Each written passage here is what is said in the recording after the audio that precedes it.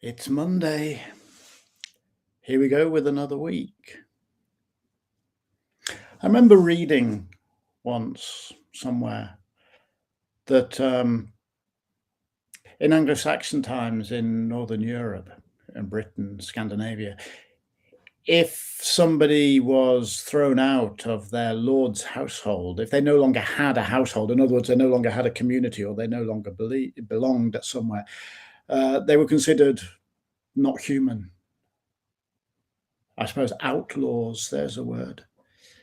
And if you met somebody who did not have a household on the path, in some areas you were allowed to push them off the path or kill them. In other areas, it was your obligation to push them off the path. They were not human. They were inhuman. They did not belong. They had done something which caused them not to belong.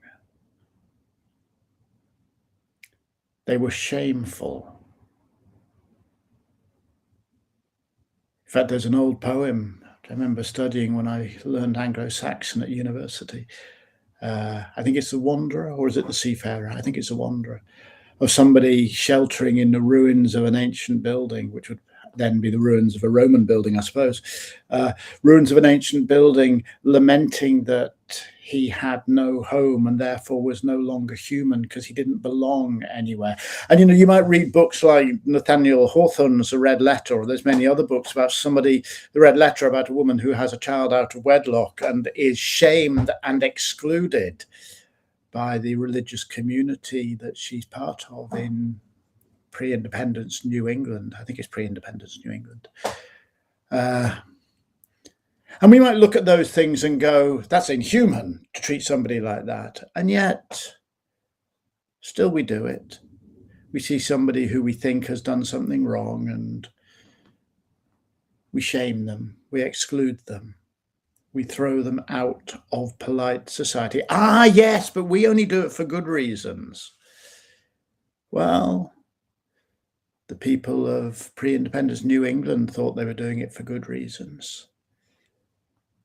The people in Anglo-Saxon household thought they were doing it for good reasons. What they're dealing with is they're dealing with the manipulation of shame. They are shaming people who they feel do not belong. They are excluding them from acceptable society. They're making them less than or even inhuman. And we do it to ourselves. We make mistakes and we shame ourselves. We are ashamed. We feel that we don't belong. We're not worthy. We don't fit in because we have such a deep need to connect. I work mainly with people who are mavericks in one way or another, but still we need to connect. We need our gang. We need our community. We need to feel worthy. Now, there are ways in which shame is, of course, a powerful emotion. It's part of what bonds communities. What's acceptable, what's not acceptable. Who's in, who's not in. Shame is a guide, or fear of shame is a way to help people decide what they will or will not do.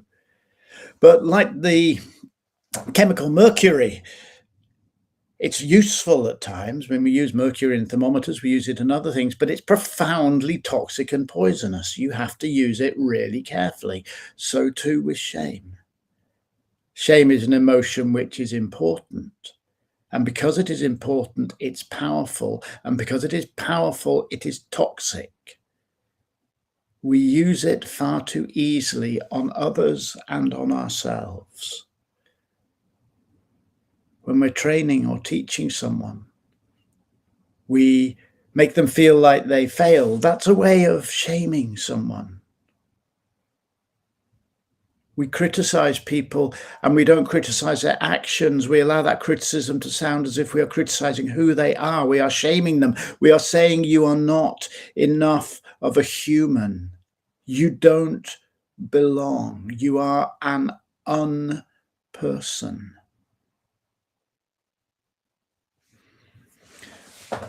When you feel the urge to shame someone, ask yourself, have you really earned that right? Really? Are you so pure? Or are you just reinforcing your own prejudices and the prejudices of your group? When you feel the need to shame yourself, ask yourself, are you really so unworthy? Or did you simply make a mistake?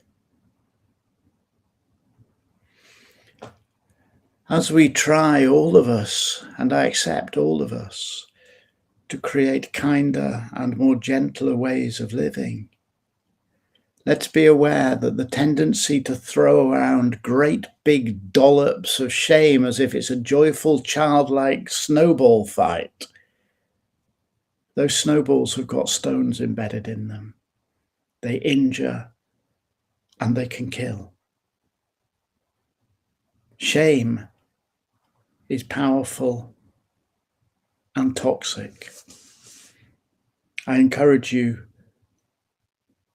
not to impose that kind of toxicity on your own thinking about the world, or especially about yourself. Let's start this week kind, gentle, and compassionate. Much love to all of you.